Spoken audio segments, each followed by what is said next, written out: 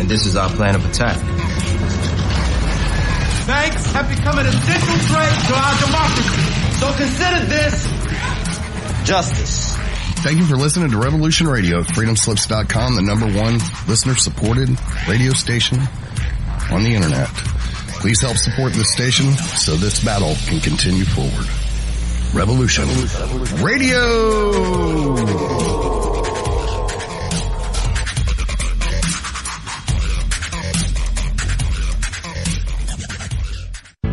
Extendivite really works. Just listen to what some people have to say. Several years ago, I was developing a very severe situation. I called it my flippy heart. It just was doing not good things, and I did not want to go to a medical doctor because I just knew they would give me a cover-up pill. I didn't want to get onto that sort of thing at all. When I learned it was garlic and cayenne is a healer. It is a wonderful herb. I said, I think I'm onto something here.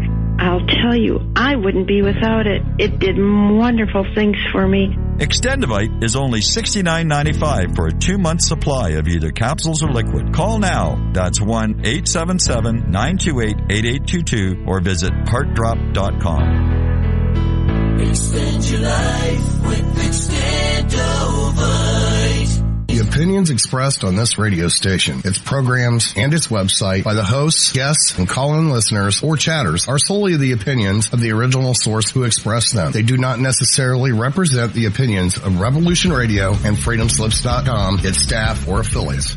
You're listening to Revolution Radio, freedomslips.com, 100% listener-supported radio, and now we return you to your host.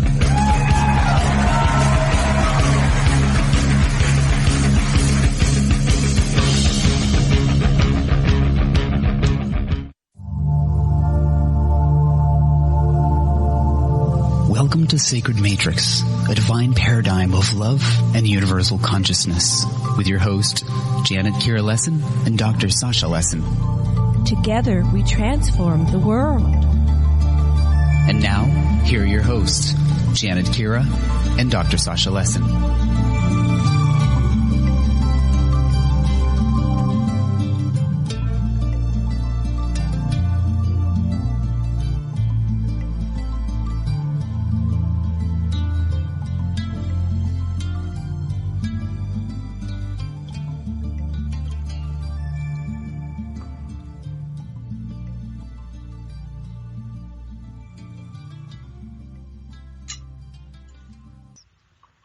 Hello, everybody, and welcome to the Sacred Matrix on Revolution Radio. And I'm your host, Janet Kira Lessin, with my co-host, Dr. Sasha Alex Lessin. Our producer is Thomas Becker, and our guest today is Wes G. Roberts. And Wes Roberts is a contract college professor who teaches computer technology. Hold on one second, I gotta turn off my speaker. I'm getting feedback.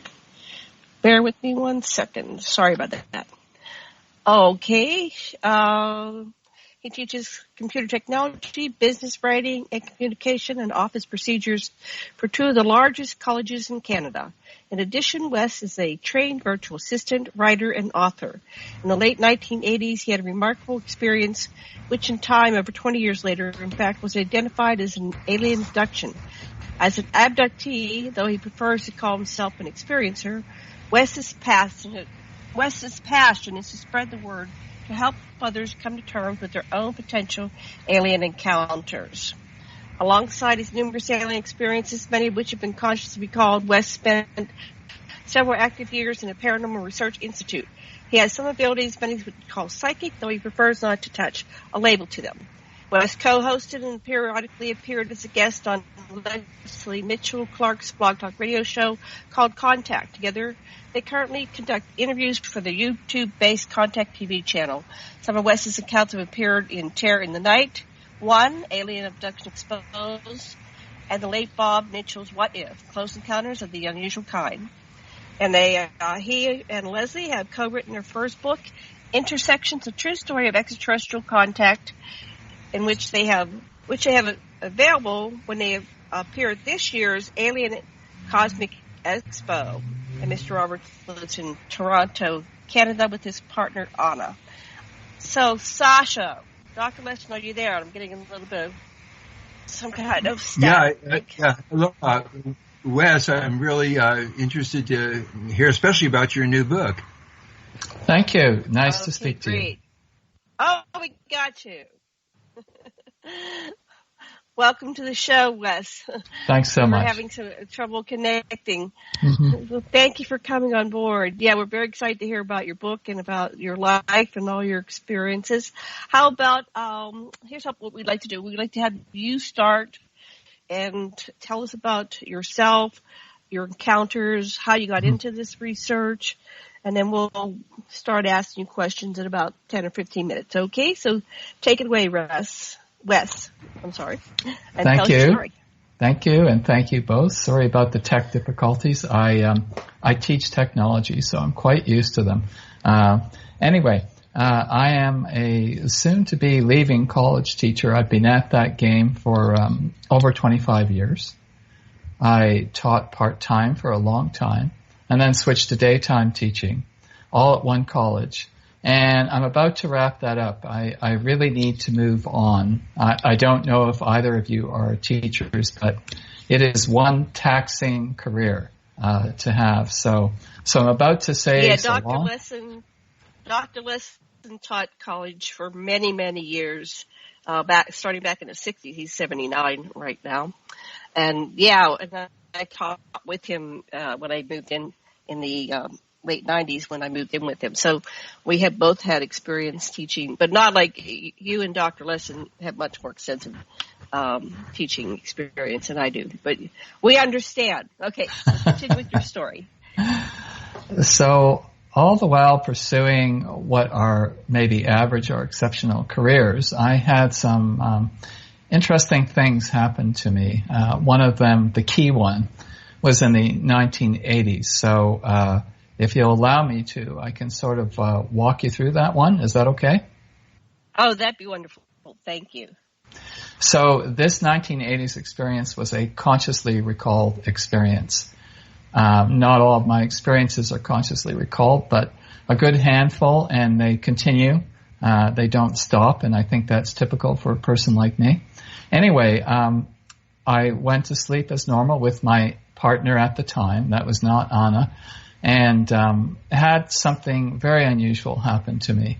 It was a several stage, I would call them stages, or several phase experience in which piece by piece I was introduced to a situation where I felt quite clearly like I was being observed. So I'll tell you the way it worked. I probably transitioned from a dream, and this is what happens to me a lot, to a fully different kind of experience. I found myself in phase 1 at our major airport here, which is Toronto Pearson Airport or Pearson International Airport, sometime in the middle of the night with no one else there.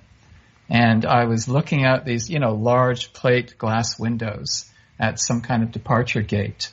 At the last plane, I guess, that was taking off. And as I was looking at it, ascending, suddenly there seemed to be an explosion on the plane. And, I was taken aback in panic, quite honestly. And at that point, I knew that there was someone beside me. I never got to see this person or this entity's face, but there it was.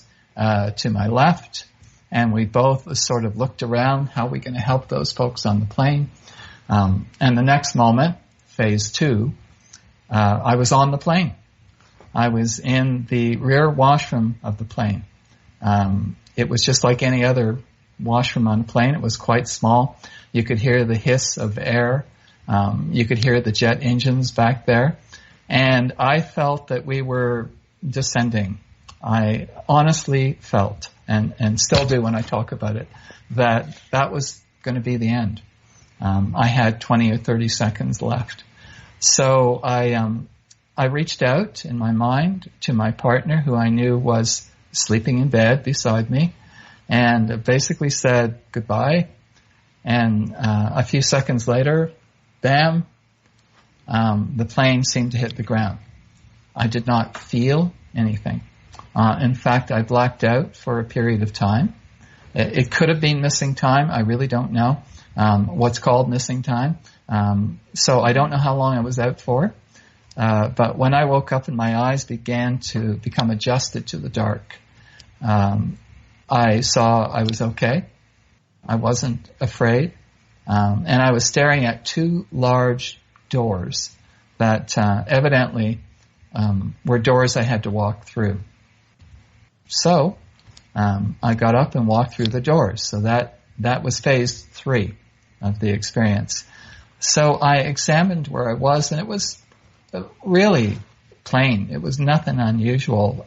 For the time, it was one of those condos or apartments that had a sunken living room. I don't know if the two of you remember those, but certainly, I do, yeah. Yeah, certainly they were a feature here.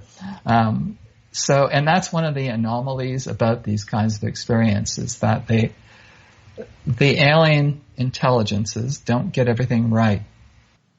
So, I was allowed to walk back and forth through this condo or apartment, and two major things really stuck out in my mind. One was that nothing changed as I walked back and forth. So this was very much not like a dream. A telephone, a little black book on the counter, picture frames and pictures, the bedroom, the living room, nothing changed, no matter how much I examined the place. So I thought, well, this is really odd. And I came to a point where I felt like I was being observed. And nothing should sound too dangerous or too crazy about this at this point where I was. It seemed perfectly normal. But the second point was, it was pristine. The unit or the suite I was in was perfect. There was nothing out of place. There was no discernible noise, no dust, no commotion. The bed was made. It was almost as if this was all prepared for me before I walked through the doors. So I became aware of another presence close to me, and I gathered it was the presence that was with me at the airport. And the moment I questioned it, as I was beginning to feel a little bit panicky, it basically communicated to me, didn't speak, that it was time to go. And this is also one of the hallmarks of many abduction experiences or abduction type experiences. If they twig into the fact that you have become aware, they promptly try to end the experience. So I thought... And I love that you're saying this, because this happens to me all the time. Oh my gosh. I call that like a screen memory, and I deconstruct this to Dr. Lessin. They go, yeah, I was there again last night, and they go through all this stuff, and then there's realization that this is all fabricated, or I'm on another planet. However I symbol it, the game is up. But now I don't jump back into my body or return, whatever it is. Now I've learned to stay there. Somehow I've trained myself. I'm going to stay longer and see this through. But go ahead, continue your story. I'm so excited. I haven't heard anybody else say this. This is exciting. Janet, this is music to my ears, because it wasn't until long after that experience and my work with Lesley, my hypnosis sessions with her, that I learned this was common, but I didn't know. So I was told it was time to go, and I was walked out the door, and then suddenly I was what seemed to be on a tarmac, like an airport tarmac. No planes in sight. There was a building a couple hundred yards away, and my friend had taken one of my arms to guide me to this building. And as we walked, another similar being took my other arm. And as I looked down to the right, I noticed there must have been 100 other people like me. And all of them were being guided toward this building. So in my weird little mind, I said, I have to clear customs. You make these things up. Right. Well, your mind tries to fill in the gaps. I guess was trying to say, that's exactly so. And if you've had a lot of these experiences, you know. Yeah, I do, yes. Wow, continue. This is fascinating. So we had all of us to customs, quote unquote. And when I got through a turnstile type thing, what seemed to be an elevator was pointed out to me, but it wasn't. It was a cylinder on its end. Might have been 8 feet tall. And it had a bit of a grid underneath and a bit of a grid on top. And the door slid open, very futuristic.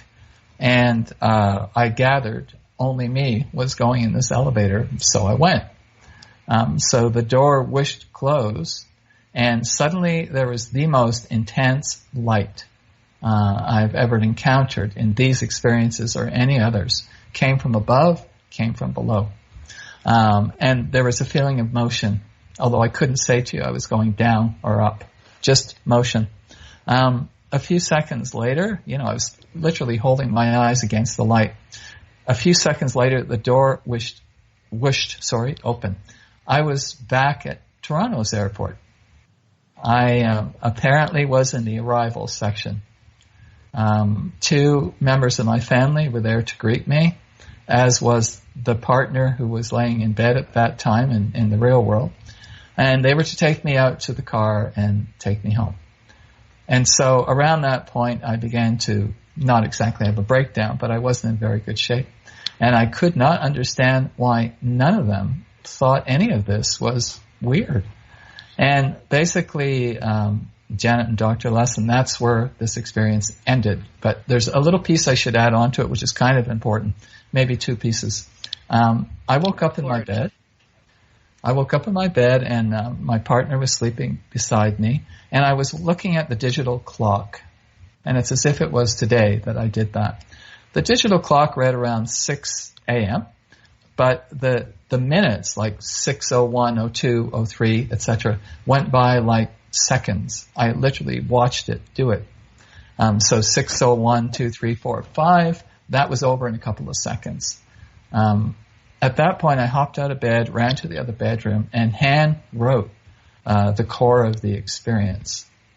When I went back and I talked to my partner, she simply acknowledged that something was unusual and that she was unable to move. And there was a couple little drops of blood on the pillow, which never have been before and never since. And I guess that basically wraps that one. What were you wearing in the experience? How were you clothed or not clothed? Just underwear, and that's the way I woke up. Just underwear, same thing.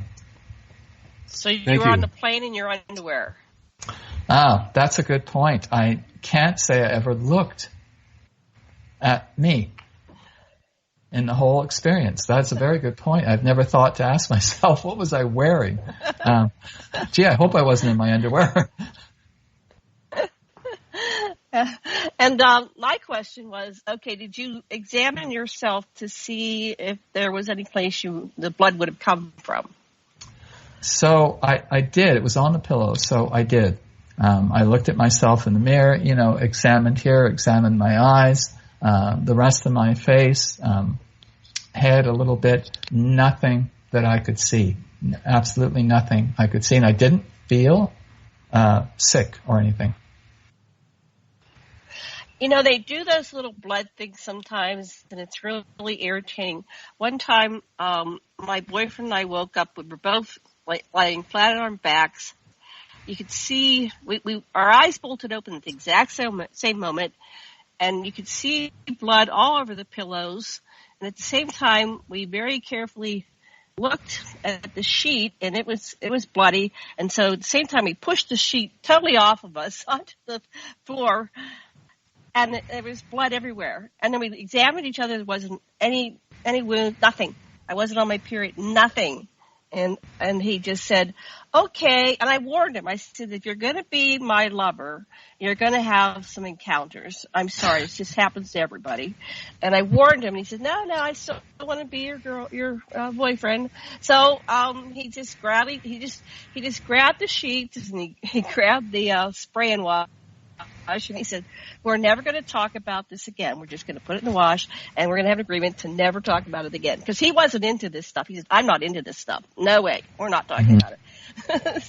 So that's interesting. So you had a small thing in the blood, but I thought there was going to be a horse's head at the bottom of the foot. There was so much blood. Oh, my gosh. Godfather. It was mind-boggling. Go ahead. Continue. Well, so this consciously recalled experience of the 80s was like a plague. It never left my mind. And I would say, I know this is going to sound absurd, but for the first 20 years after it, I only thought about it in terms of an unusual experience. During that time, I had a brief go-around with MUFON, the Mutual UFO Network. So I was in MUFON for a couple of years, and in MUFON, in that time period, I met one or two abductees, and quite honestly, I was a bit freaked out by them. There was a certain energy I could sense, and maybe I was wrong and maybe not, and it felt kind of weird to me. So into the 2000s now, I'm beginning to think maybe this was an alien encounter. Maybe I am one of those people. And that finally culminated in 2008 or 9 when I was on a trip in Europe and I met up with a friend, and I told her, she was one of the very few people to know, about what I'd been going through. And she said if it were her, she would want to know. So, flew back to Toronto, and it took me still one more year to find a hypnotherapist to decide to begin to explore it. That was around 2010. Wow. So, Dr. Lessin, any questions or comments?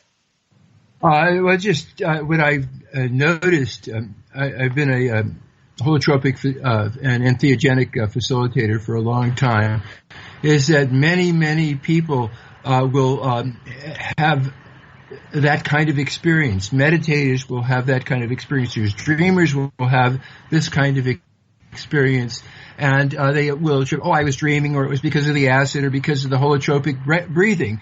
But what it is, I'm quite convinced, is the same kind of experience in the soma, in the body, with the body aches, with spontaneous marks, and all those kind of things that happen when an abductee is talking. And my conclusion, this has some physiological bases, when somebody takes an entheogen, parts of the brain that is ordinarily closed off so that we can stay within the range of our narrow perceptual framework, become available. And what you do with that depends on how you your own idiosyncratic way of symboling, but it's the same material, I would suggest. I had not heard that before, and certainly I've had a number of experiences, consciously and not consciously recalled, that could fit into that. I don't know if all my experiences do, but that sounds very plausible to me. Cool. Okay, so what came out in your session?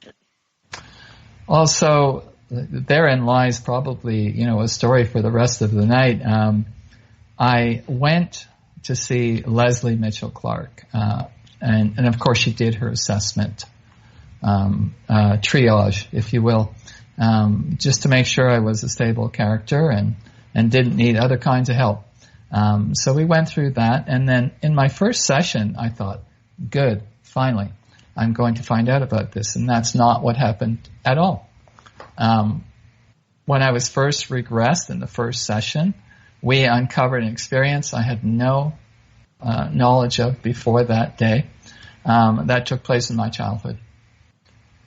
And I was shocked, to say the least. I was really upset when I came out of the session. A little bit of tears in my eyes, basically saying to her, was that for real? And that started a long series over approximately 5 years of about 32, 33 sessions. Wow. Okay. Well, I guess you know, what happens is that you've got having been facilitated that many times, you have your own inner facilitator, and you're independent with the process. That's fantastic. I quite agree, Dr. Lessin. I began to get really comfortable with it, and despite some of the weird stuff, and Lesley and I were just talking about this on another show a week ago, even some physical manifestations or quasi-physical manifestations in her studio. Despite all that, I always look forward to the sessions and always look forward to the relaxation bit and getting to sort of the way she does it, for me to choose a room and walk into the room and see what's there. Beautiful. And that's the mark of excellence, that the client always is the chooser and doesn't overwhelm himself. You respect your own operating ego so that you can function in the world and don't wipe out your ecology. I like the way you put that. It's very true. So what did you learn that brought tears to your eyes? Well, my fear in going under hypnosis, that was my first kick at the can. My fear was that I would find out that my consciously recalled experiences at that point, there had been a handful of them, would not be true. And so on confirming, as much as you can confirm in something like that the experiences were true, I was overwhelmed, I guess, temporarily, that I hadn't made up so many unique adventures or accounts on my own that, and I believed and still do, that Lesley was accessing memory. So however that memory came about, and my claim is that's through extraterrestrial contact, I guess I was overwhelmed at the end of the first session, thinking I spent 20 plus years agonizing over this. And now perhaps I can move forward. And also I should tell you both, I was not particularly stable in terms of my behavior at the time. I was extremely sleep deprived for years.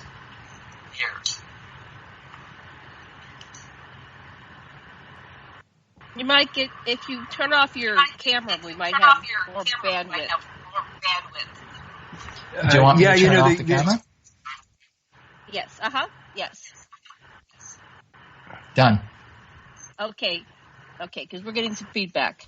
Yeah, me too. Go ahead, Sasha. What did you want to say? Well, just ahead, that is exactly how you develop a more advanced consciousness, when you are balancing truth and not truth, and you can weigh them both and let the part of you that's skeptical and the part of you that's open both contribute, and it's that dichotomy that moves you to the next level, and it's that's just part of the process. It took you so many years till you felt comfortable with that, and you could go to the next spurious dichotomy and see that they're really part of the same thing, and that you're the consciousness that holds it all.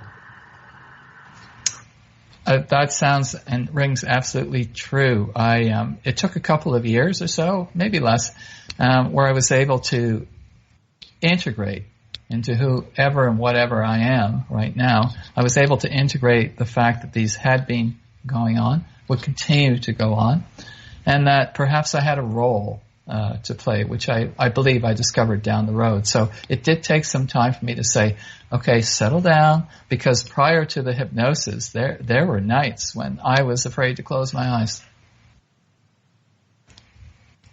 The other thing that comes out to me is, you have had a strong inner critic, which was beating the heck out of you until you actually looked at some things and saw what behaviors you wanted to consider modifying. And That's the difference between neurotic guilt, you just feel lousy and don't know why, and existential guilt, where you're doing stuff. And what you're doing is you sought therapy with a great therapist and took it on yourself as you learned the techniques. And that's wonderful.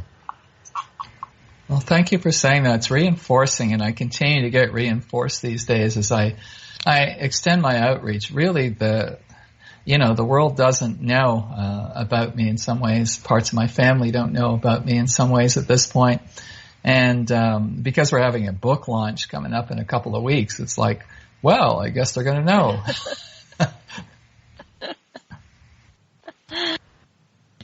Or maybe not. They may not even pay attention.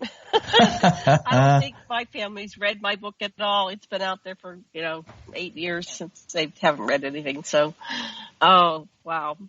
All right. So you're undergoing this series of regressions and therapy, and you're learning about yourself and integrating things. So what was the next thing the most significant thing that happened to you? Let's continue with your story. So you start to uncover these things.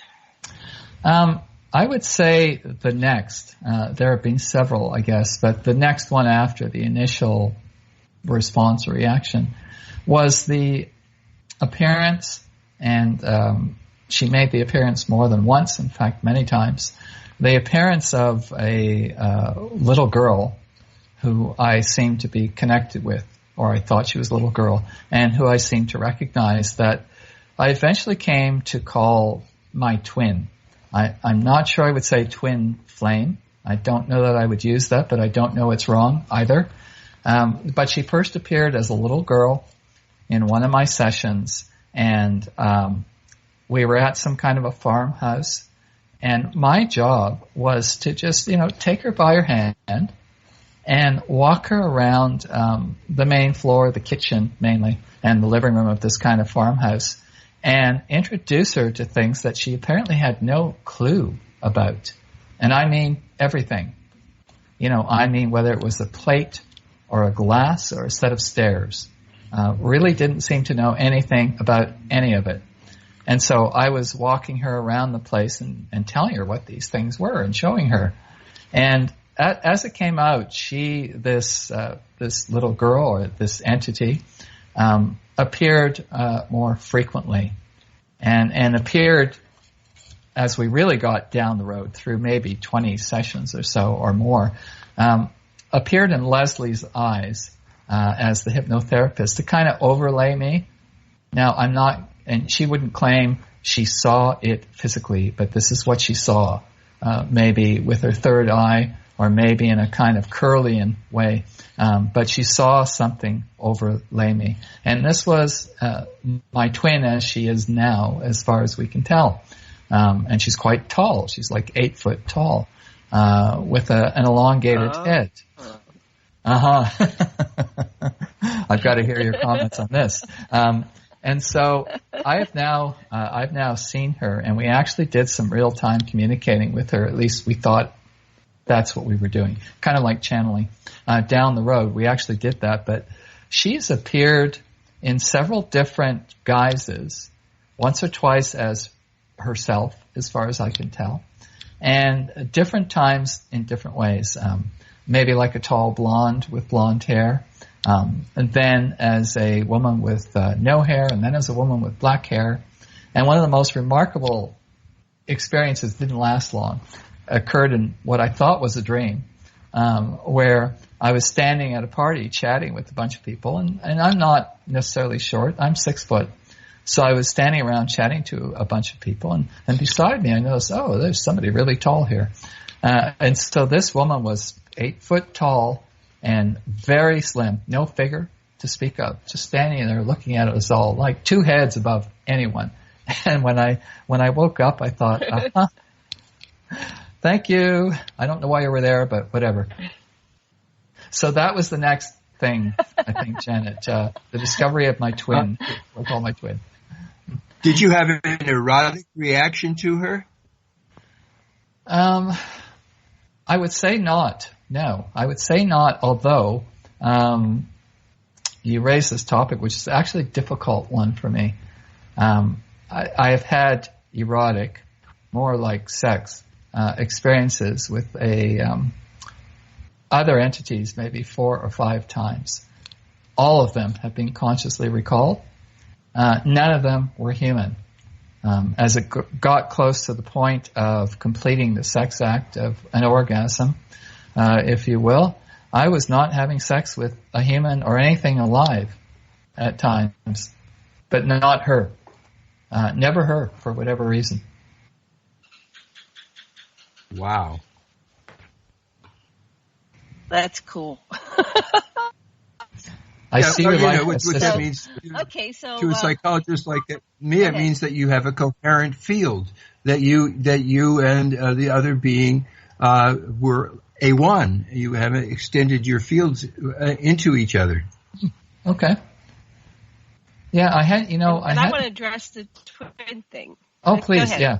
Comment I was just going to say to end that I felt of my twin more like she's a sister, and she has a family and all this stuff. As far as I can tell, these sexual encounters initially look like people, and then after extracting genetic substance, to use the phrase, they weren't people at all. They were things, creatures, just a tube sometimes, quite honestly. Anyway, so Whoa. The twin is I don't know. What can I say? I wish I didn't have to even recount it, but here I am. Wow. It's not something I talk about a lot. I'm comfortable with the two of you. And talking about it. Thank you. Yeah, because other people have the same reluctance, but your courage in discussing this, what you've done is you've made it okay if other people have things like that, so we can get more information from a wider a range of people. Thank you for doing that. Oh, thank you. I appreciate it. Now, you're very tall yourself, so this female was a couple heads above you, so she was 8 feet tall. Yeah. And you thought she was a sister, and she's your twin, so like your twin sister. Yeah, I would say that. You were born at the same time? Okay. That I would not say, but I guess maybe not a biologically twin. Not biologically twin, or maybe there's... Anyway, you don't want to suggest things. Now, have you ever asked her who she is? Like what species she is? Have you ever tried to communicate with her? Just like at night in your dream state, and have contact with her. So yeah, once the gateway's open, then it's like it's open. I don't need a hypnotist anymore. I'm on my own, and I have contact almost every night that I recall. My life is just bizarre. Yeah, you can't get rid of pure awareness. You just can't get rid of pure awareness. Yeah. But when your empirical ego is ready to accept the content of the awareness, can you integrate it? But go ahead. So I would love to know how you do that, Janet. I am largely unsuccessful. Funnily enough or not, I am largely successful under hypnosis. It's got to be something about my wacky states of being. I know I'm in theta, I guess. Mm-hmm. In hypnosis, and so I'm very accessible, and on the flip side, I can access communication and information. So it's mostly from those sessions that we asked her all sorts of things. Species, I don't think we got an answer to that. I'd have to go back and listen to the MP3s. But in terms of family, they were bald-headed, quite tall beings that lived on a different planet, or live on a different planet, that had a family, that didn't procreate as we do, to my knowledge, lived in a very futuristic city. At one point, I think she communicated that at one point she was a totally manifest, I'm going to say. I don't want to say physical, it's kind of limiting, but that's a manifest. So at one point she was manifest, and I didn't get the impression she was manifest as we know it at this point. And one of the most startling things, besides this overlay that Lesley noticed a few times, was I thought, well, you're not understanding me. I was getting frustrated. It's like, you're not understanding me. For one thing, I'm not sleeping properly. You've got to let me sleep. And so we interjected that into some of the sessions. But I also said, I have love for you. I have love for you. And I don't sense that you have the kind of emotions we do. So that throwing down the gauntlet like that was a mistake, because such emotion washed over me at that point in the hypnosis session. Oh, wow. It was stunning. It just flattened me. And it's like, okay, you can answer when you wish.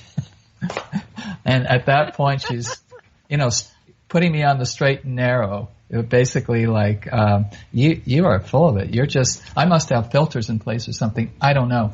But I am largely unsuccessful in trying to raise her or get in touch with her.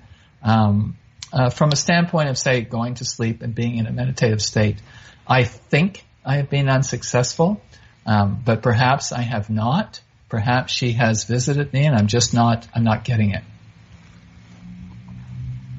Well, some of the things that I do that help, first of all, you invite her, you ask her, I put something that I'm going to write or type on first thing in the morning before I wake up. I try to do it before I get out of bed, because you're inviting your subconscious to remember.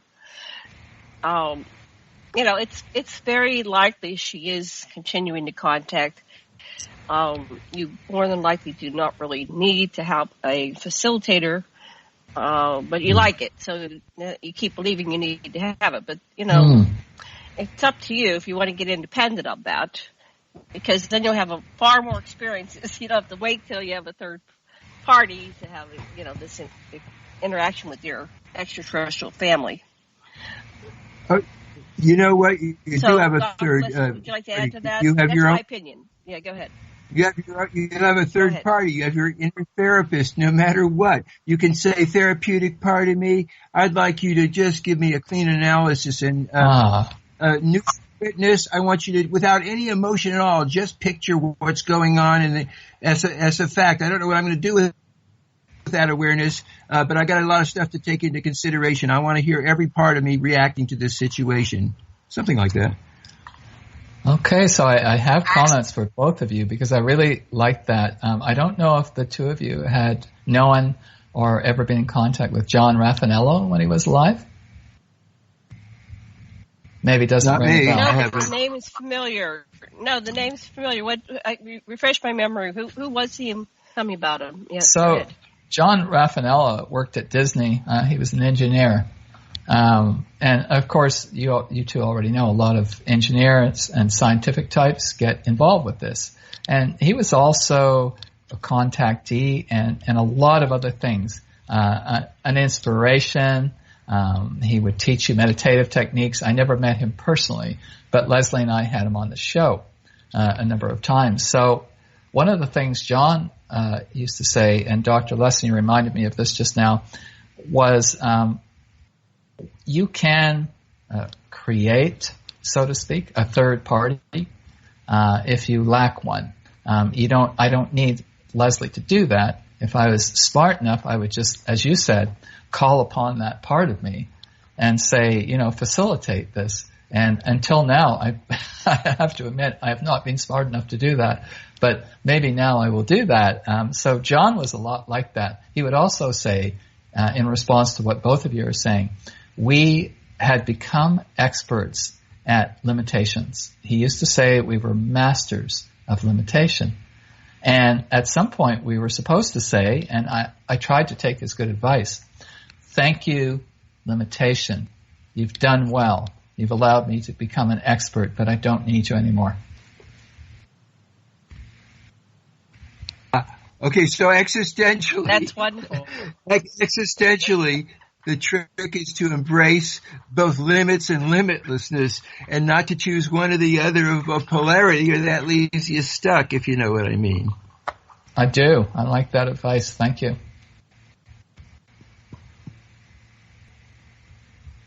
Okay, so now, where do you want to go? Well, taking us on a journey. This is your story. When we're here, we're on the edge of our chair. So you've got this wonderful sister.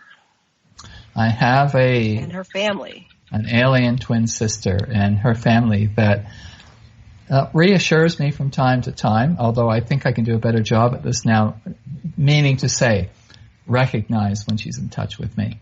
I kind of don't doubt that she is, but I need to do a better job at that. So I think part of her relationship with me was and is to guide me to the point where I would acknowledge, openly acknowledge, yes, I am an abductee. Yes, I am an experiencer.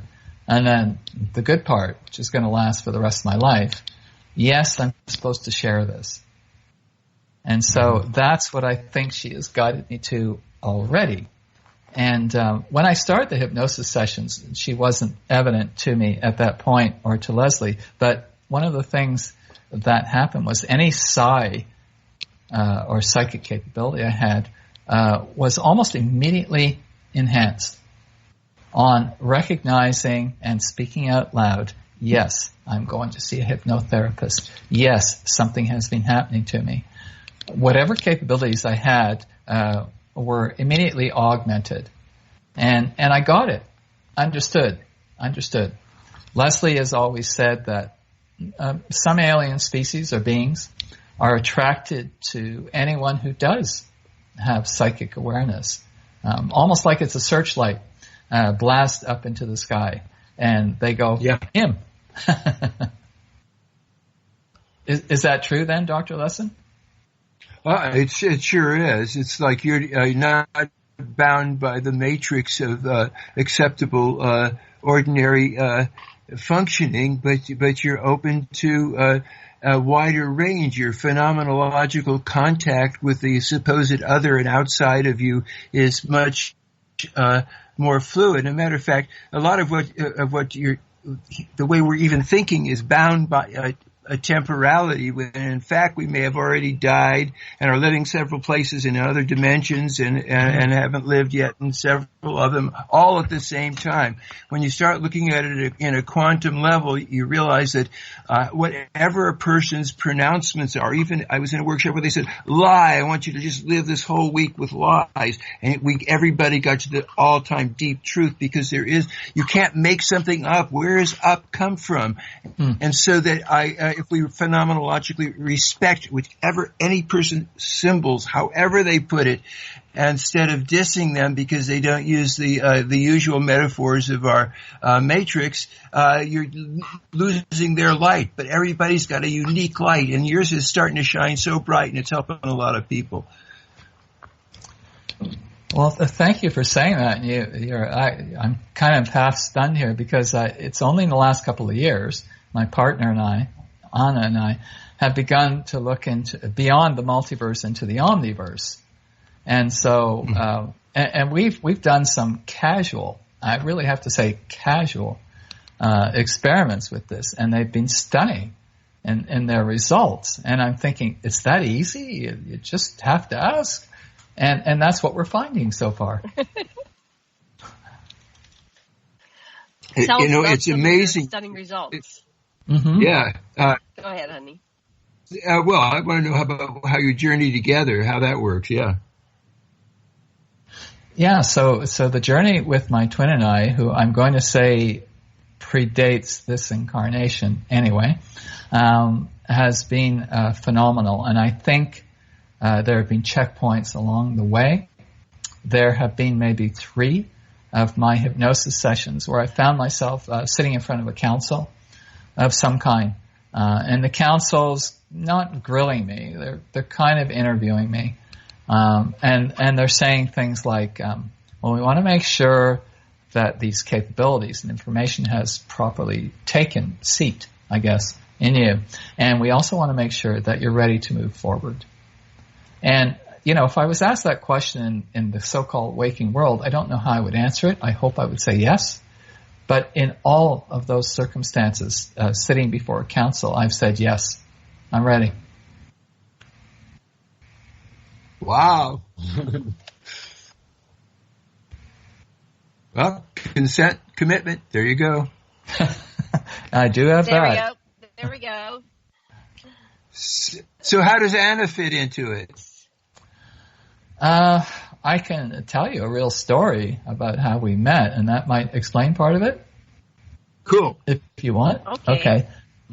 And I think my ex also fits into it, although she wouldn't admit to it, even though she was in one of my experiences. But as to Anna, so about 4 years ago, I'm visiting San Francisco, one of my favorite cities in the world. I've been probably a dozen times, and I have friends there. So I'm visiting San Francisco, and I'm hanging out at a hotel bar on the wharf. And there's another group of tourists there. I don't know them. And there's one seat left across from where I'm sitting. And so this tall woman sits down. Not my twin, but you never know, eh? So she sits down, and we just started to chat. What's your name? You know, the usual stuff. And we almost immediately got into a dead serious conversation. And I said to her, you know, I find in life that people are afraid to take my hand. And I actually extended my hand to her. And so she took my hand. And I am certain, and I know she is too, that something was transmitted during that period of time. And we agreed to meet later for dinner. And I said, well, why don't we try a little experiment? Why don't you tell me something about myself, and I'll do the same with you when we go out to dinner. So we went to dinner later, and we got to go to dinner a couple of times over 2 or 3 days. But the first night, she was telling me about things that pointed toward my alien experiences, like right off the top. And I thought, that's odd, or not. Mostly or not, because that's the kind of person I am. So I thought, well, that's really unique. And we began to exchange stories and talk. And she went home to Spain, and I came back here. We started to have a good correspondence, and felt very, very strongly that one of the reasons we were put here in these forms, the Anna form and the Wes form, was to meet at some point, and to acknowledge that our souls had already met somewhere, and to pursue a life together. And so eventually, I left my marriage and waited, and then visited with Anna, and Anna visited here, and now she's been living here for coming up 3 years. Was just granted status by the immigration folks. It's a very lengthy process, and now she's pursuing her different careers here. But we both share a variety of similarities in our past, which include things like deities, like magic, like Egyptology. We've explored the hemisync techniques together. The list just goes on. So I think that's the short version of how Anna fits in. Cool. Thank you. Yeah. Yeah, back to you. Okay. Let me see. Where do I want to go with this? Where do you want to go with this? We're going to be coming up. Oh, we have like. Well, I want to ask a little question. Wait. I can't go back. I just keep. This is on my mind. Look, when you said they had elongated heads. Yes. Some of the Anunnaki had. There's all different kinds of elongations now. The ones that were the ones like Akhenaten are extended in the from the occiput in the back. Others are pear-shaped. How is the head bigger? The skull bigger? Different? I would say extended from the back. Lesley knows a great deal about the work of Sitchin. Or is it Sitchin? Yeah. Sorry. Sitchin. My apologies. Yes. And she's got volumes of works by him. And I have seen pictures of them since. And that is a fascinating fact. Perhaps that is what she is. And perhaps that's part of my DNA. And we've certainly chatted about that a lot. Thank you. Yeah. Have you looked through the internet? Have you looked? I was going to ask, have you looked through the internet to see any see any images that might resemble her? I haven't found any I would say are dead on. I'm hoping I understand her form as it really is, but I haven't found any that are dead on. I'm continually driven toward the Anunnaki, the tall whites, and the Pleiadians. Yeah. Yeah, I was getting that she was Anunnaki when you were talking about her, but I didn't want to project that because I interact with the Anunnaki, and I've seen many of them around that same height, between 7 and 8 feet tall. But I've actually seen them even taller, up to like 18 feet tall. But they're kind of hard to see because they hover way above us, and it's like can't quite see you. You're just so tall. You're hurting my neck. Okay, well, we're going to go into our break in just a minute here. What do you want to cover in the second hour? Let's do a little preview. Oh, too late. Okay, we'll be back in 5 minutes. See you in 5. Mystery preview.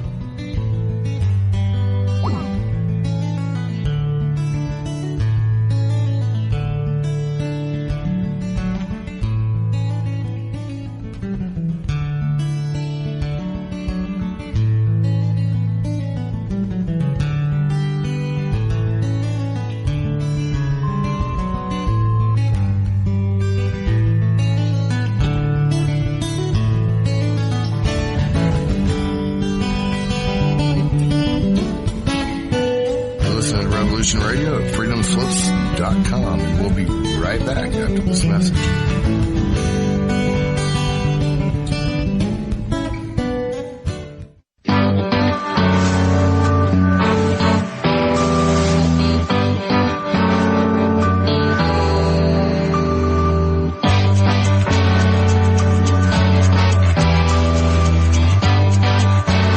Narco-syndicalist commune. We take it in turns to act as a sort of executive officer for the week. Yes. But all the decisions of that officer have to be ratified at a special bi-weekly meeting. Yes, I see. By a civil majority in the case of purely internal affairs. Be quiet. But by a 2/3 majority in the case of more... Be quiet. I order you to be quiet. Look, you stupid bastard, you've got no arms left. Yes, I have. Look! It's just a flesh wound. I don't believe I've seen such a display of courage, skill, nerve, grace, and stupidity. I'll do you for that. Oh, what? Come here. What are you going to do, bleed on me? I'm invincible. You're a loony. The Black Knight always triumphs. Roundtable Live, Monday through Friday, 1 a.m. till 4 a.m. Eastern Time. Bring your mind, bring your ideas, bring your voice. King Arthur had nothing on us here at Revolution Radio, freedomslips.com. Enjoy your extra big-ass fries. You didn't give me no fries. I got an empty box. Would you like another? Extra big-ass fries. I said I didn't get any. Thank you. Your account has been charged. Your balance is 0. Please come back when you can afford to make a purchase. No. I'm sorry you're having trouble. Come on. My kids are starving.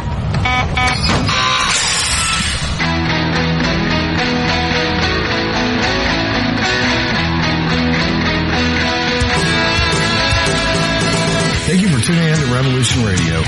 Here at Revolution Radio, we believe in freedom of ideas, freedom of speech, but above all, we believe in freedom of existence and self-reliance.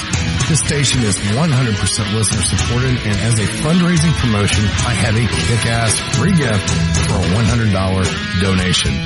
35,000 seeds. 25 years in the freezer. Long-term storable, 54 different varieties. So if food prices go crazy, the shit hits the fan, or if you just want to save tons of money every year by creating your own food like I do, grab our seed pack special. Just look for the banner on the homepage at freedomslips.com. Don't be a statistic. Don't be part of the problem. be part of the solution. We need, as humans, to start taking care of ourselves and not depending on the megacorps to provide unhealthy, nasty food. Included in this package is also a DVD with 900 survival and off-grid living documents and the offline home canning how to do everything website all on the DVD. So when you're growing all that food, you know how to can it, store it, preserve it, etc. with all these documents. So thank you for tuning in to Revolution Radio at freedomslips.com. I hope that you will pick up this package and start learning to be free.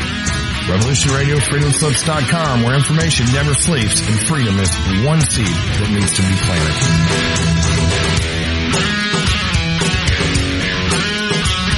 What we do in life, it goes in eternity.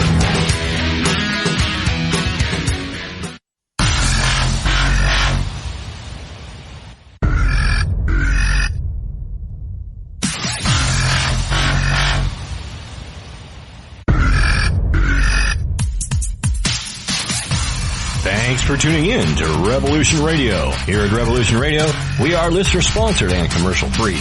But there still are bills to pay. In order to raise some needed funds to cover the cost, our station is offering a silver special. In the continental United States for a $60 donation, or in Alaska, Hawaii, or Canada for a $70 donation, we will send you an uncirculated 2018 1-ounce pure silver eagle. The $70 donation, the extra 10 is to cover shipping, by the way, outside of the continental United States. When making the donation, you must put Silver Eagle promo in the notes on the donation. And thank you for tuning in to Revolution Radio at revolution.radio and freedomslips.com. Without you, there is no us. Revolution Radio, where information never sleeps.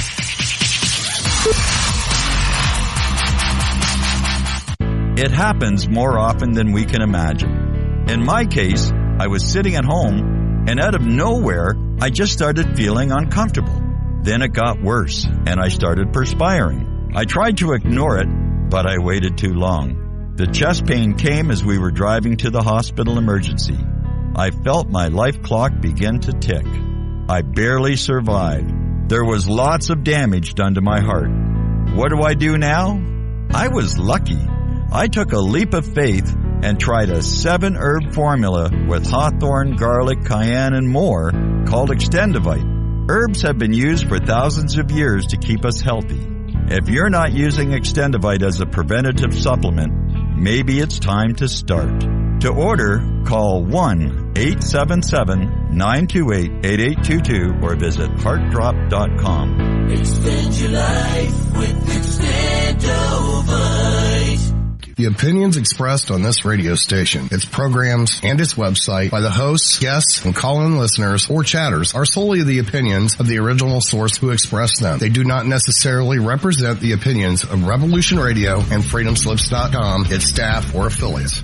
You're listening to Revolution Radio, freedomslips.com, 100% listener-supported radio, and now we return you to your host.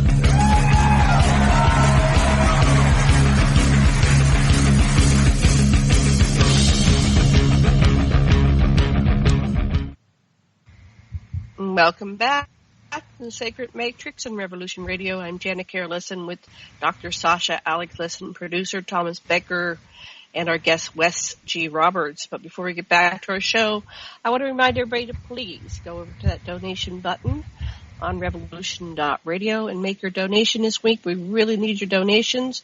We don't know what our rate is, or our tally is right now, because Hawk is still in the hospital, but we need your donation. So thank you very much for donating what you can.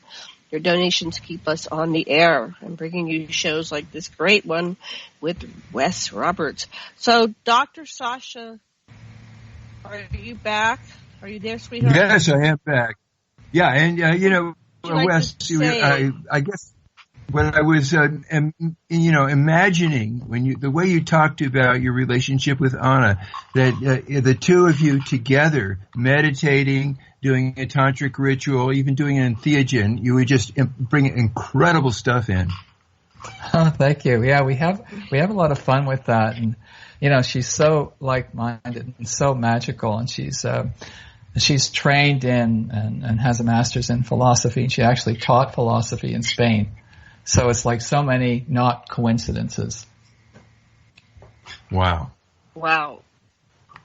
So you've written a book. Yeah. And tell us about your book, and you're going to be presenting at the Alien Cosmic Expo. When is that going to be? We were there one year when it was in June. Yeah, they've changed the timing around, and it's now managed by MUFON. So things have changed. It's September. It's a 2-day event in Toronto at the Airport Marriott, September 21 and 22 of this year. And what are you going to be presenting? Well, it's kind of a funny story with Lesley and I. It sounds like I don't have any straightforward stories, but it's kind of a funny story. We were there their first year, which I think was 5 years ago, and we were just asked to introduce a speaker or two. Well, that's kind of changed, and they've certainly asked us to do a lot more. So this year, we're facilitating experiencer workshops. The morning of Saturday and the morning of Sunday. At least we're doing that much. Oh, interesting. That's great. Mm-hmm. You'll like doing that. We do that too at conferences. We were there the second one. That was in 2016, I think. We might have met if you were there. So you're going to do the experiencer sessions. So how are you going to do that? What's your ideas on how to do that? Well, I'd like to think that we act as an education piece and as facilitators. What we found in the past, although I think it's going to be different this year, what we found last year is people want to hear a little bit about my story. They want to hear a little bit about how hypnotherapy might help them. And then they want to talk about themselves, which is perfect. Good. Mm-hmm. So do you do that every day at the event, or is that twice a day? How does that work? It's going to be each of the 2 mornings, just a morning session, a short morning session, Saturday and Sunday. We will also have a table that I guess we'll be sitting at endlessly. And we'll have our first book there, 5 years in the making. But it's, I think future books will be a lot easier.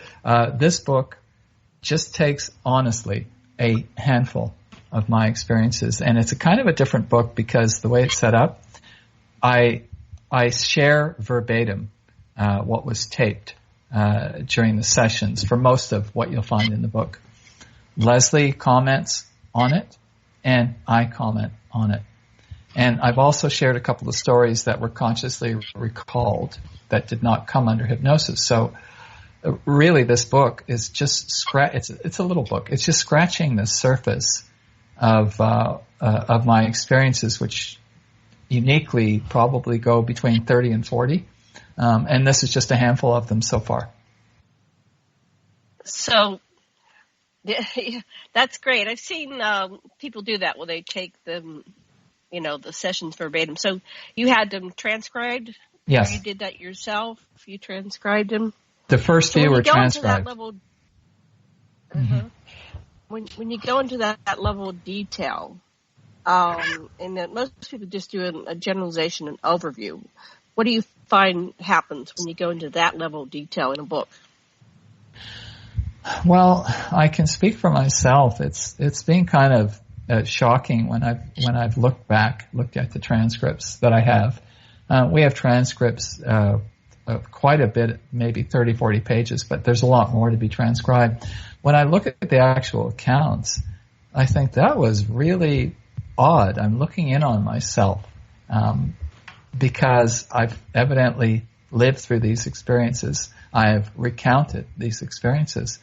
But it's interesting to give them a little 20/20 and to hear Lesley's 20/20 on them. And, of course, there are no restrictions at all. Lesley could have written anything she wanted to about the experiences, what she felt them to be.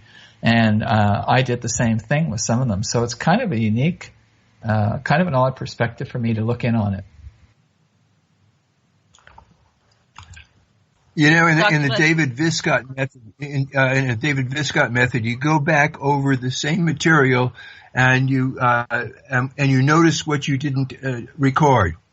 That every time you do that, there's something deeper underneath it. You go back over the same material and say, "What did I leave? I left something. Did I leave something out here?" Just see what you get. You know, I'm going to do that because here's the strange fact about me: I have not listened to the vast majority of the recordings still. Yeah, I would there's imagine something in that. Difficult to listen to those. Yeah, I imagine it would be difficult to listen. It'll open more. I agree with both of you. I think it will open more, and I think I don't know where the reluctance is coming from. I tend to get upset at times, although I have to be honest with you. Only a handful of my experiences were upsetting in the classic sense. Most of them were quite positive. They were just observations. But I tend to get upset, and I think, I'm going to get upset if I listen to those. And it's like, I better listen to them if we're going to produce another book or two. I have to go through it. The upset, in the Wilberian sense, the upset means that you can transcend your current level of consciousness, and it's the current level, the operating ego or self-sense, that will die. But it won't die forever. It'll just be a smaller part of a bigger you. And that anxiety is the fear of incest at a level of consciousness is what we go through as we evolve a broader and broader perspective, I think. I like that. It's going to give me a little more courage, although I don't think I lack courage in most ways in most of my life, but this is evidently a precipice that I've only partly stepped off. And so when you're faced with the interrupter, which is saying, "Hey, Wes, don't go there now. It'll mess you up."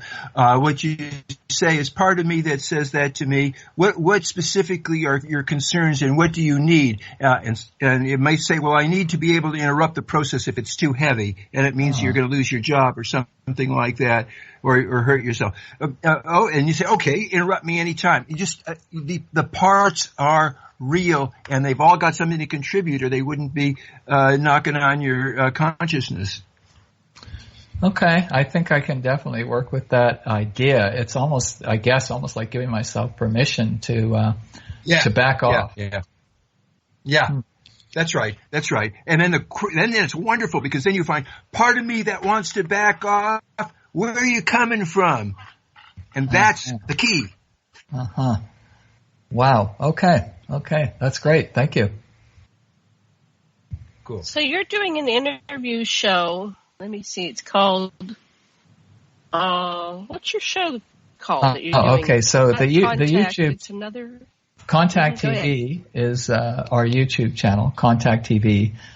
We don't have a lot on it yet, and I'm ashamed to say the video and sound quality is sometimes quite awful, but we're working on it.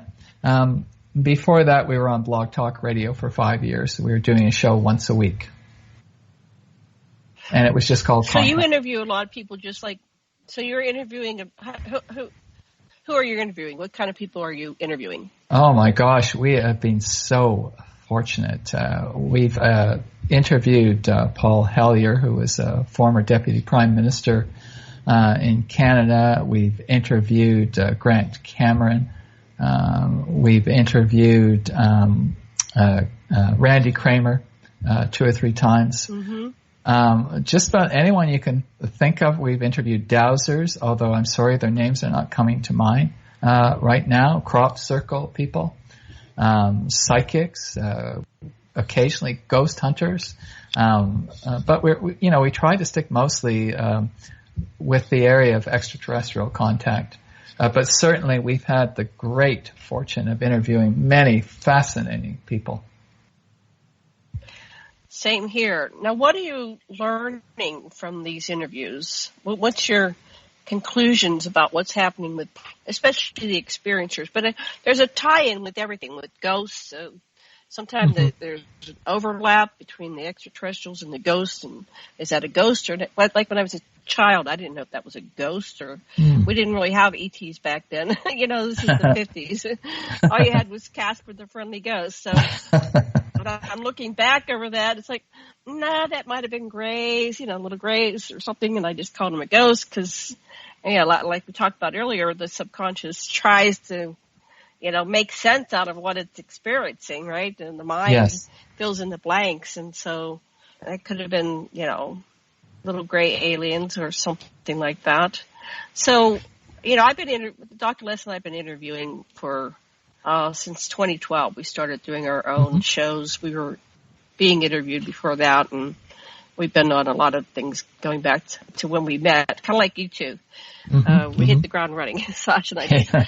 And so, and then I'm a lifelong experiencer, and then Dr. Lessin has been hypnotizing and doing psychotherapy with people, and he's 79, so back to the 60s, right? He's been a psychotherapist, and so let's ask both of you. So, Wes, what's your conclusions or observations on this whole phenomenon? So I would say to you I'm in 100% agreement with what you just said. There is nothing unrelated. I live in a world of synchronicities, not coincidences. And so many of these play into so many others. When I was younger, I was in the Parapsychological Research Institute for a number of years. And I got to see the other side of that. I didn't go there. I didn't want to be a member to see the other side, the scientific method, but I got to see that. And that taught me that what meets our eye, or commonly what we experience, is just the tip of a mammoth iceberg that's connected by certain threads. Some of the threads are psychic. Some of the threads come through aliens. Some of the threads come through normal ways. And so recently, I've become to think that we don't have to work too hard to see a unified field theory of sorts at work here. We can call it several names if we want, but we don't have to look too far to see the interconnectedness of these things. So people like Grant Cameron, who had an epiphany a few years back, and he didn't stop talking about presidents and UFO secrecy. He still talks about those things, but he did start talking a lot about experiencers. And he passionately believes experiencers are messengers that have something critically important for the race, for our race. And then Randy Kramer, who we've interviewed a few times, said to me, Wes, you've got to be willing to out yourself. You've got to step out there in a big way, which is what I've begun to do recently. He said, you're never going to look back. You're going to be relieved by the whole thing. So I guess those are the two of the major things I've learned, that we're interconnected, not just you and me and Dr. Lessin, but all of us, along with a host of other entities we couldn't begin to imagine, from spirits and ghosts and everything in between. And the more we open our eyes and leave an opening, a real opening for these things, the more we're going to grow and also show others how to grow. What about you, Dr. Lessin? What have you learned all these years doing this work? From my perspective, there is no other. What the perceived other is the other half of the self that's disowning it. And so I find it a useful thing to realize that we're all of it, none of it, and that the chakra system shows an interesting way of looking at some of the things that you might want to balance from your center. In your base chakra, your inner child. You have to balance your vulnerability and your protectiveness and decide from the center how much, when you've assessed the situation from your fair witness, how much vulnerability or how much protectiveness you have to be. And then with your sexuality, open or close, you have every single one of your chakras, the heart chakra, giving and getting, what's the balance, and so forth. And you learn that the idea of an apparent other that's upsetting to you is the treasure, because it's the part that's resonating with you, because there is no other. It's a holographic universe, and we're all fractals of every one and everything else, but there is this hierarchy. It's not that one part is higher than the other. It's that there's a sequence of things that you can look at, and what people all over always come to the same conclusion, whether it's a shaman in the Amazon or one of us existentialists practicing what we call epoche, where we meditate on ourselves and meditate on the self that meditates on ourselves, and so forth. It's all perfect the way it is, and it couldn't be any other way. And the things that you think are junk are the challenges that you have to know yourself and know everything there is, the creator of all, so to speak, and because you are that and you're not that at the same time. That's what I think, anyhow. Good for you. All right.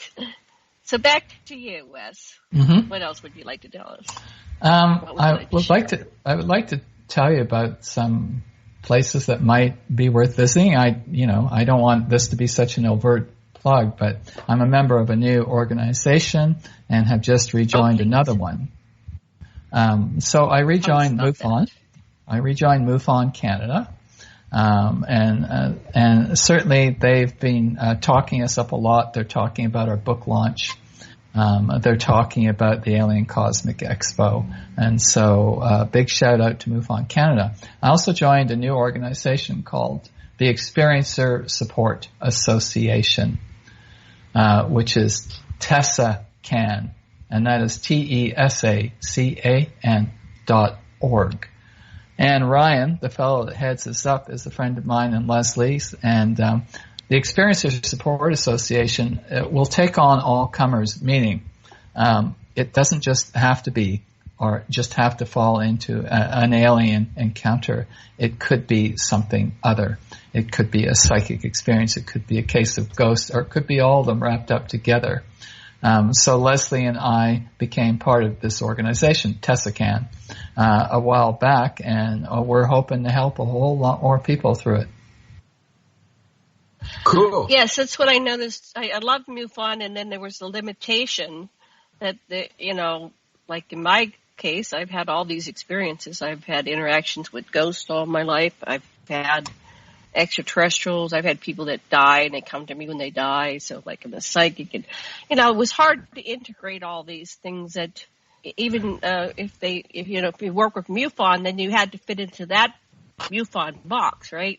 So your new group, what I found from an interview I had a couple weeks ago with what was the guy's name? Ryan Stacy. I forgot his name.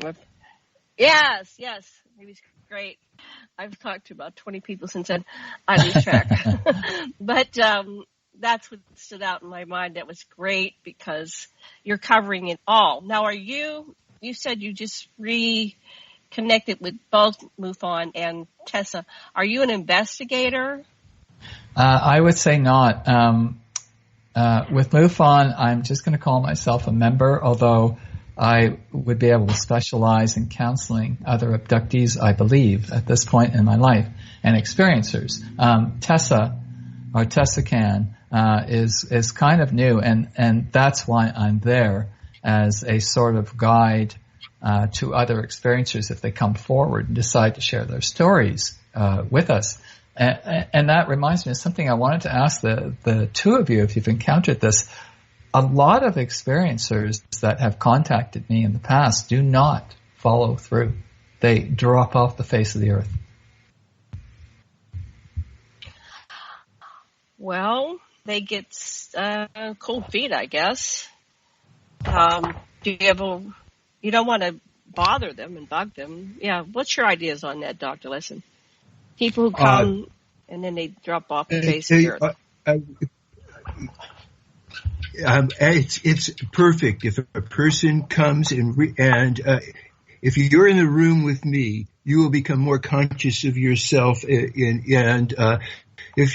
you can't take that anymore and you got enough, then that's fine. But that's how it goes. People come and people go. They they take what they need and it's perfect. You don't have to sweat it if they don't come back. It's cool. Mm-hmm. Oh, and I haven't. I would tell you that I haven't. I'm just unable to figure it out. I don't think I'm an intimidating person. Rather, I'm a welcoming person. And folks will get in touch with me at the first ACE. There are people burst out in tears when they're telling me their story. And I said, I'm here for you. You can get in touch with me any way you want. We can have a Skype, email, we can have a coffee. Just about everybody but one or two have sort of fallen off the face of the earth and gone their own way. And my guess is that they're not ready. Or maybe they did as much as and that doesn't in any way invalidate the work they actually did, whatever it was. Right. It all goes into their biocomputers. Mm-hmm. Mm-hmm. And may I mention something, Janet, about MUFON? Yes. Recently, and I can't say exactly when this came to be, but the niece of Betty and Barney Hill, Kathleen Marden, started a kind of subcommittee through MUFON, which does specifically deal with abductees and experiencers. Speaking in their defense, they do have a mechanism now. The difference between that and what TESSA can, the Experiences Support Organization, in TESSA will handle cases that might be, multiple sources and not just be abduction, not just be an experience with an alien entity. So there's a place for all of us. But there was a time when MUFON would be unable to respond to this kind of thing. Yeah, and there's also a kind of to look at about whether or not the abductions are seen as something unfearful, and the people have had ill experiences. Like obviously, Marden saw her Andy, her relatives' lives ruined by the publicity and just tremendous stress, and people that have had positive experiences. What Hernandez and others have found now is that it's most people are having positive experiences, or now that they are reflecting upon them from a more mature perspective that they've gained since they've had the experience, they can see it was positive. And so you can see, S without, so S within, so without. And so I think that MUFON has got to move along and open up to the reality that something should not be dismissed because it's spiritual, nor should it be over-embraced. It has to be both material and spiritual in order for you to have be centered about it. And I do agree with that. I have some good friends and supporters at MUFON, and I support them back. But I understand there might be a need for something else, and I think there's plenty of room in the world for both. And so, I want to speak highly to both. But I did want to ask you, Dr. Lessin, because I have hypnosis as the hypnosee, so to speak. I'm the person being hypnotized. I'd love to hear your comments too about why hypnosis could be valuable for a person like me. Absolutely. I know why I think that.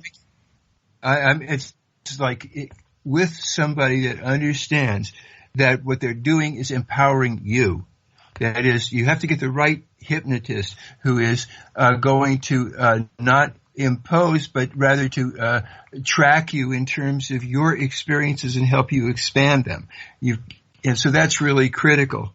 And so I have a whole thing where before we ever go into a deep hypnotic suggestion situation, I see whether I can what it's like for you to dissociate from your operating ego, and if you can do that, then and then you have the experience that we need to go deep, and we go deep with the caveat that any time it's more than you wish to handle, you just say, that's as far as I want to go now. And so we make a number of things like that, always asking permission. I always track and give open-ended stuff. The whole thing that's different between me and an investigator is I'm not trying to find out stuff. I'm just trying to help you explore what's there for you to explore. So, and my aim is for you to be the chooser in your life. And when we're all through, for you to come back to this part of you that had the experiences, if you had a very deep spiritual experience, for example, to be able to have that, but to realize that you can then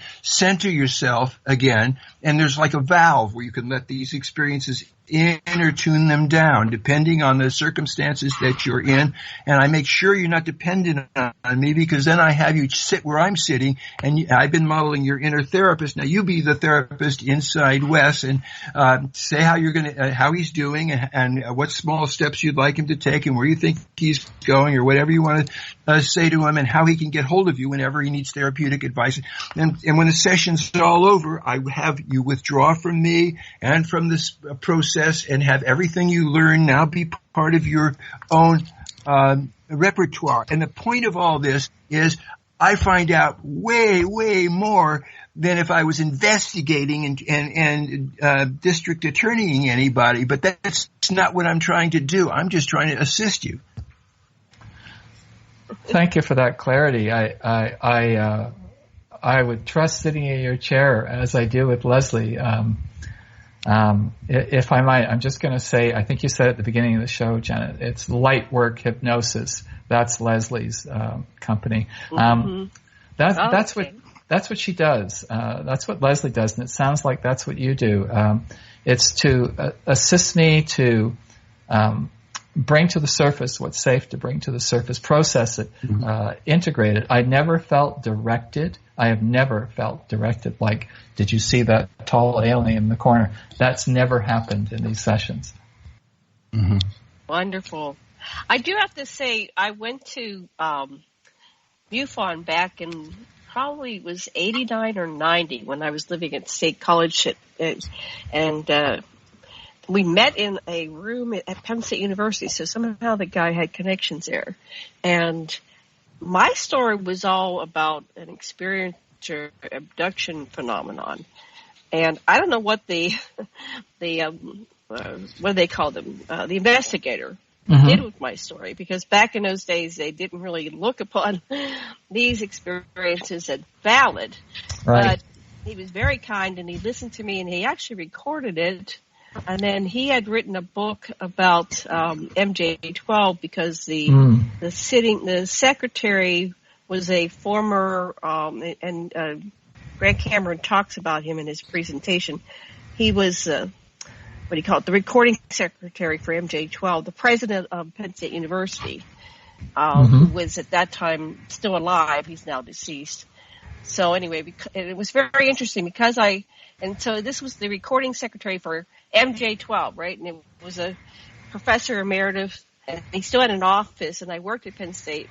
And within like a couple weeks of having that revealed to me that, he wrote a book, he interviewed the recording secretary, I forget his name, I know Grant knows it. I had to deliver a package to that office, so I'm sitting in this office of the recording secretary for MJ-12. It was just surreal. It was like, how did this happen? The synchronicity. We're talking about him. He shows me his book, and he says that he was going to come out and talk about it. And so the MUFON director, I forget everybody's names. My apologies. I'm just not good with names. This is like back in the early 90s, late 80s. Anyway, he said, yeah, he's coming clean. He's going to tell the world everything, because he was there. He was the secretary. And so he wrote this whole book, and then he was about to publish it, and the guy said, nope, I'm not going to let that happen. Nope. So somebody got to him, or I don't know what happened. So anyway, interesting. But I was very grateful that they listened to me. And, I like I said, I love MUFON. I just found that they didn't pay attention in the modern era. They didn't pay attention to ghost stories and other things. Right. But Whitley Strieber talks about that. He talks about how he was, working with the experienced or abductee contactees, and they would go on a ship, and they'd be greeted by their dead relatives on a ship. It's like, well, I thought you were dead. Nope. It's an interdimensional thing, and I guess that's the same place, for a lot of these experiences. You're meeting in the same dimension, the dead zone. I don't know. What are your thoughts on that? What are you finding? I'm finding that synchronicities, being what they are, lead me to other places that I'm supposed to go to, and that once you sort of get plugged into this and you decide to roll with it, you get exposed to all sorts of people that are really, if not in the stream you're in, they're in a parallel stream. I was just trying to remember the author, and I'm sorry I can't. I might try and look him up before we go. Of the story behind The Entity, the movie The Entity, and the parapsychologist who was actually there on site. Lesley and I interviewed him a couple of times, and besides sending chills up and down my spine, it just told me that most of what's going on in our lives is not visible. And I'm not just saying not seen, not that we can't see it, it's just not visible. And so I love these kind of encounters, quite honestly. I've always got my radar up, and I don't know if it's a good thing or bad thing, because I'm a college teacher. I always have my radar up in case somebody's going to cross my path, and they'll just drop a certain term or drop a certain word, and it's like, really? Isn't that fascinating? Well, let's see if I can get to have a conversation with you that's not a conflict of interest with my job. I'd love to talk to whoever you're talking about, The Entity. Yeah, if you could look that up for me, I'd love to have a conversation. I will try to do that for you. One of the interesting thing about Festinger's theory of cognitive dissonance, it's like once you don't know whether you're going to buy a Ford or a Volkswagen, you decide on Ford, then you stop seeing Volkswagens or Volkswagen ads. And so once your ears are perked up for UFOs, if you hear that anywhere, you're going to go for it, and so that it's all perfect. And the universe is obviously structured. Our lives seem like synchronicities, nonsense. It's all a pattern, for heaven's sakes. The pattern becomes obvious. It's so true. It makes me feel high in a legal way. It really does. It's energizing. High in a legal way. I'm going to use that. Actually, that's okay. I can do that now. I live in Canada, so I can do that. Because it's pot is legalized here now. I found you saved yourselves. I wish we had Trudeau.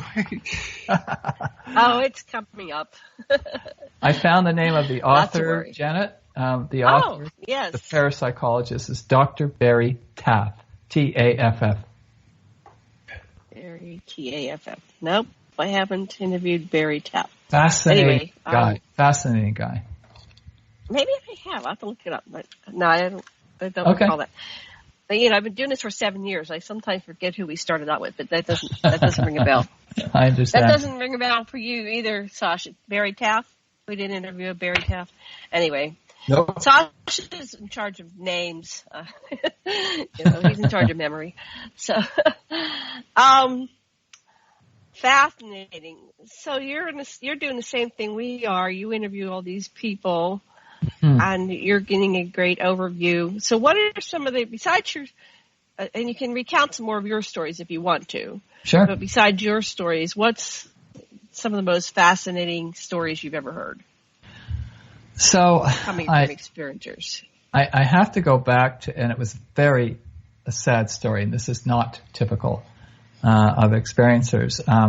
I met a fellow many years ago. I'm going to say 20 or more years ago, 25 years ago, a young guy, and maybe around 30.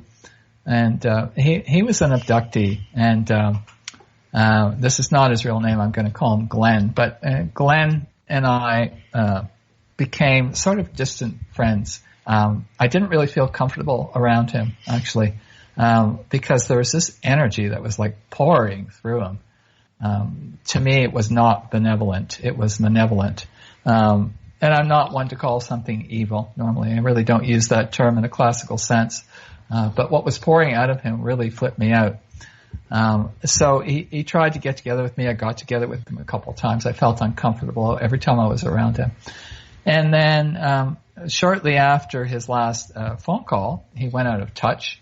A few of us knew about him, about his experiences. I mean, one of the things he used to tell us was the aliens, are coming out of the walls at him. And that just made my skin creep. It just made my skin crawl. It really scared me to hear that whatever was going on in his world was out of control and could not be reined in. So he went out of touch, and sadly, we found out he had killed himself. Oh, jeez.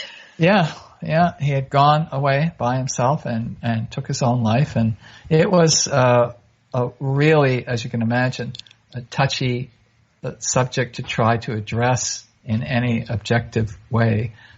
People were in denial, etc., etc. But I think that really maybe helped delay my entry into the world as this abductee, because I thought, is that what goes on? So it's, I know that's not what goes on. What goes on with me is largely positive and perhaps even healing and therapeutic. I did have. Sorry, go ahead, so Janet. You're concluding he killed himself because of his experiences. But Just is it possible that he killed himself because of something else going on in his life? That's I one guess so. I have for you. It's a very good question. I don't know if the answer was ever established.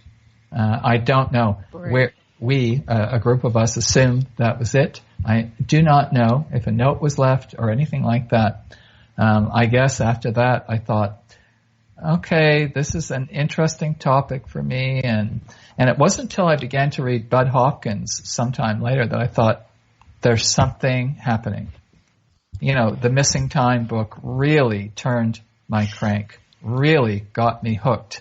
And I became suddenly a lot more fascinated with abductees and experiencers until finally I discovered, hey, I'm one of those.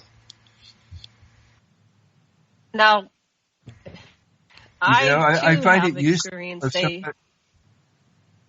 Go ahead, honey. I find it useful if somebody is contemplating suicide to tell them, imagine you've died. See all the people that you've interacted with come before you, know what they're thinking, know what you're thinking, and you go through a whole thing of let a person experience death of their main personality, even their sub-personalities, and they may wind up committing suicide anyway, but this gives them a chance to reflect. Mm-hmm, mm-hmm. I wish I had the opportunity. And maybe some of us should have seen the writing on the wall and we didn't. I, too, have had a UFO-related suicide. It happened at my house, which oh my gosh, destabilized me for quite a while. Yeah, I had a roommate. I don't know if she left a letter because I just was so destabilized when I found her. I couldn't go into the room, Oh my gosh. And the police came and they didn't give me a letter. But she just was getting more and more far out there. She thought that she was. I don't know. She said she was working with the government, so it could have been a government thing because she was saying too much. Mm-hmm. I don't know. But I just had to let it go. But it was very strange. It's hard. That was in 2011. So I went through a lot of therapy on that, but you can't blame yourself. There's absolutely nothing I could have done. There was really no indicators that she was either going to take her life or be killed. She acted, her last day, she acted like everything was fine. And so, anyway, that is hard to integrate as a community and individually. So I feel for you. I can relate to that one. Yeah. And I am sorry you had to go through that up close and personal. I'm sure the trauma took some long time to be worked out. And I married my therapist, so I'm so lucky. Well, Lesley's married. So extreme. Yeah, she did the same thing. My case was so extreme. I guess Sasha, you said, "Hey, I got to marry that one. I can't. I got to get the rest of the story." Well, what I love. So, are you still having? Go ahead, your turn. Go ahead, your turn. You talk. I talk too much. No, not at all. I'm really enjoying this interview.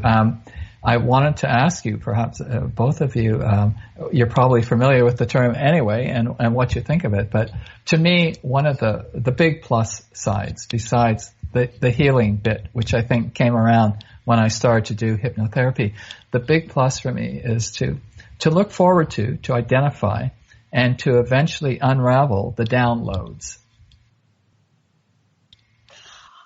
I get a lot of them. Yeah, yes, so, right on. You can look for you. I love what you're saying. Look forward to whatever destabilizes you, because that's the path to growth. Look at what you can't stand or irritates you terribly in your mate, and that's the part of you that you don't feel relaxed with. Look for the things that you over admire in other people, and realize, oh, you're just putting yourself down by comparison. And so it's so that all the things that you think are junk are really just the challenges in the doorways, and you can go down them when you're ready. I like that. I call them doorways too, or gates. Sometimes they're gates that I open and don't close. Mm-hmm. So what do you find is happening now with your current downloads? I think I'm being edged toward more public disclosure of myself and what I do. Certainly at ACE, the Alien Cosmic Expo, yeah, you're out there. It's not a vast audience, but it's large and intimidating enough. So I picked up on an offer, and this came through MUFON, actually, to speak to a local group of dowsers. And we've interviewed dowsers, Lesley and myself, and so I know some of the fascinating things they can do that I would never have thought of dowsing could be used for. So that was a real coming out for me. I appeared before this local group about a month ago. There's about 30, 40 people. As me, telling some parts of my story with a slideshow, dog and pony show, and with Anna by my side. Anna's also the publisher of the book, so it was good for her to be there and just listen in. And also, with the only member of my family that really knows a lot about this, which is one of my nieces, and she was there. So I think I'm being edged, Janet, toward talking about this more in a more visible way. Well, I came out to it's like coming out gay, right? Mm-hmm. I came out to my sister, and believe it or not, it was not good. Sasha was there when it first started, because she's a converted Mormon, so she was just really triggered by the whole thing. And we would get into some, yelling fights almost on the phone. Well, yeah, I think we did yell. But gradually, over the last 20 years, so she actually came to my UFO conference I did in October in Albuquerque and helped me do it. It was like amazing. It's like, oh my God, my sister that's wonderful. Is progressing enough to. So now she told me just the other day, she says, I was in the laundromat and some girl, anyway, they started talking about UFOs, and she was always like bragging about her little sister being in this field. And I went, oh, yeah, miracles. It was just amazing. Miracles happen. We at least expect it. Well, do you think, so Janet, oh, sorry, go ahead. Go ahead. Do you think it runs in the family as I do? Oh, definitely. I think part of why she's triggered because things happened to her and my brother. My grandmother told us, a few of us grandchildren, about 2 months before she died, she described her experience. And then my sister was saying that, because she's 5 years older, so she heard more of Grandma's stories. Grandma said that her brother, who I never got to meet, was in World War II, and he engaged with the Foo Fight. He was a Foo Fighter. He engaged as a pilot. He engaged some UFOs himself, and so he came back and told his sister, who was my grandmother, about his encounters with extraterrestrials in World War II. And then another weird thing, which I know is some correlation, is my grandmother's sister. She had one sister, and she was only 21 inches tall, and she died when she was about 22. Oh, my. And she was perfectly proportioned. And there's something about that. It's like maybe we have, I don't know, we have gray or something. She was probably what's called a primordial dwarf because they're perfectly proportioned. You know, some of the dwarfs have the larger heads and the shorter arms and legs, but she was and I think the proper term is dwarf. I want to be politically correct. Okay. She was like Tom Thumb. She was like Tom Thumb. Okay. But I looked up Tom Thumb, and Tom Thumb was about 3 feet tall. So she probably was a primordial dwarf because she died at such a young age. Anyway, so there's some correlation, definitely. And then my family on both sides are part of the Masons, so there's some connection there. So, and we're mostly, I did my ancestry, which people are saying, don't do it, but I already did it.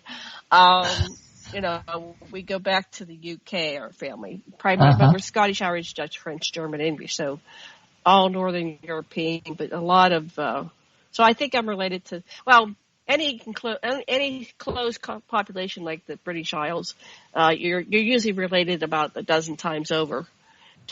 So there's some kind of connection to the lineage there, to those people there that are accused of being shape-shifting reptilians. So that's me. And I've met reptilians. Have you met reptilians? I've met reptilians. And I was afraid of them at first, but now I have an ongoing relationship, and not so bad. Not to my knowledge. It's my understanding that some of the entities that have been involved with me have been the mantis types. Tell me about your mantis experience. Well, the only two that seemed to fit the bill, and they didn't look like mantises to me, but one was when I used to get pneumonia quite often back in the day. And certainly the first time I got it led to all sorts of things when I was a teenager and almost kicked the bucket at that point. But this was pneumonia at some point, I think, in my 30s. And I got pneumonia all the time too. So there might be some correlation with, yep. Mm-hmm. Yeah, but go ahead, tell your story.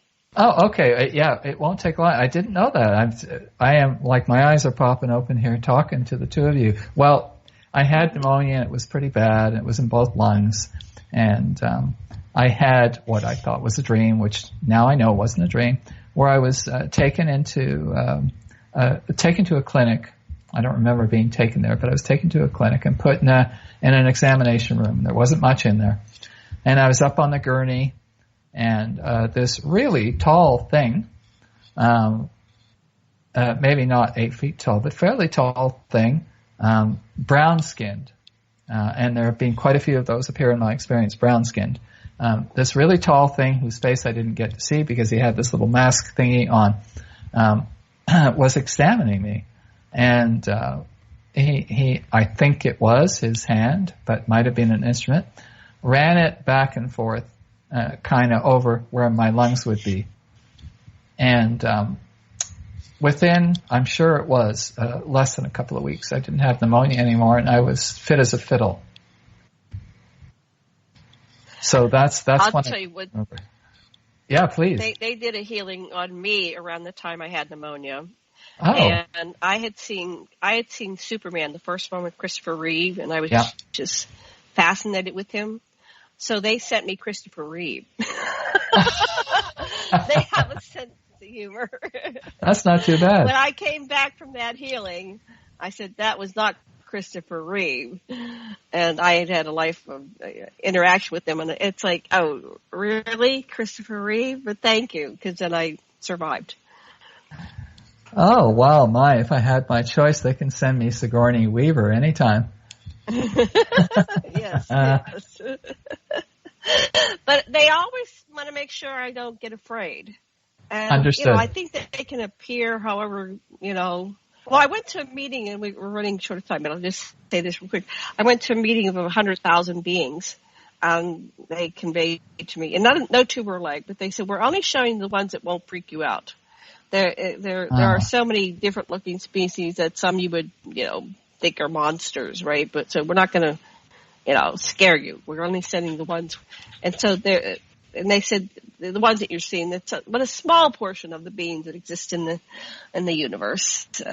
Just a teeny tiny tip of the iceberg. So, okay, we have 2 minutes. Mm-hmm. What would you like to tell our listeners in the final 2 minutes of today's show? A couple of ways they get a hold of myself or Lesley or Contact TV. So Contact TV is on Facebook. Our Contact TV. That is Facebook. They can reach me in email, Wes G. Roberts at hotmail.com. And they can certainly look us up on YouTube. We don't have a proper channel ID. I don't think we've met YouTube's requirements, but they could just look for Contact TV on YouTube. And if anybody's coming to the area, to the Toronto area around ACE in September, please do stop by and say hey. So, and what's the website for that conference you're presenting at? It's aliencosmicexpo.com. Mm-hmm. Okay. And the dates were September 21, 22. Yeah, September 21, 22. Okay, great. Oh, and then your group that you belong to. What if somebody has an experience?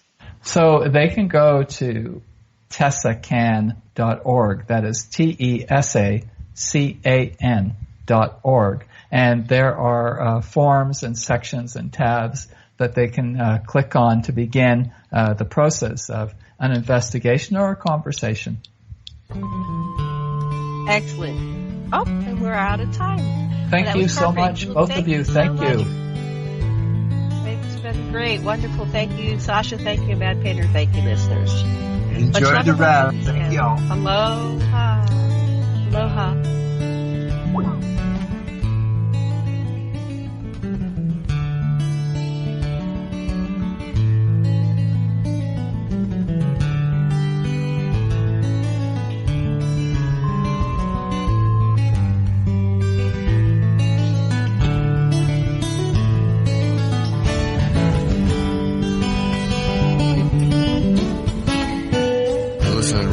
Radio at freedomslips.com, and we'll be right back after this message.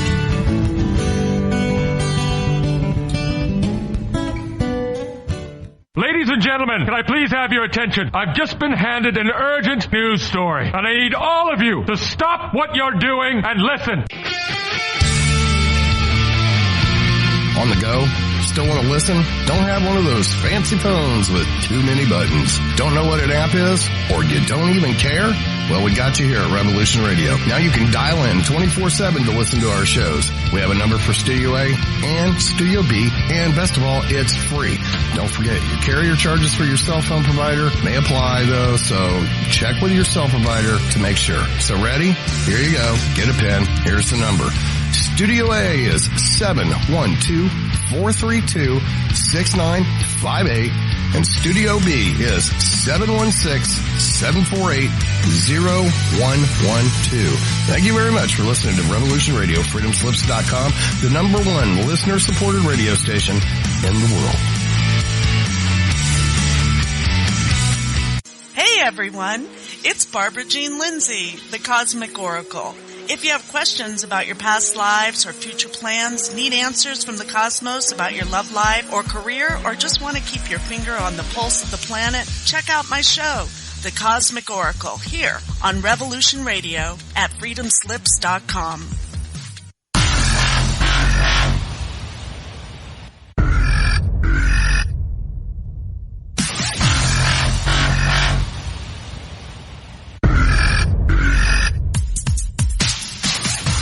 Thanks for tuning in to Revolution Radio. Here at Revolution Radio, we are listener-sponsored and commercial-free. But there still are bills to pay. In order to raise some needed funds to cover the cost, our station is offering a silver special. In the continental United States, for a $60 donation, Or in Alaska, Hawaii, or Canada for a $70 donation, we will send you an uncirculated 2018 1-ounce pure silver Eagle. The $70 donation, the extra 10 is to cover shipping, by the way, outside of the continental United States. When making the donation, you must put Silver Eagle promo in the notes on the donation. And thank you for tuning in to Revolution Radio at revolution.radio and freedomslips.com. Without you, there is no us. Revolution Radio, where information never sleeps.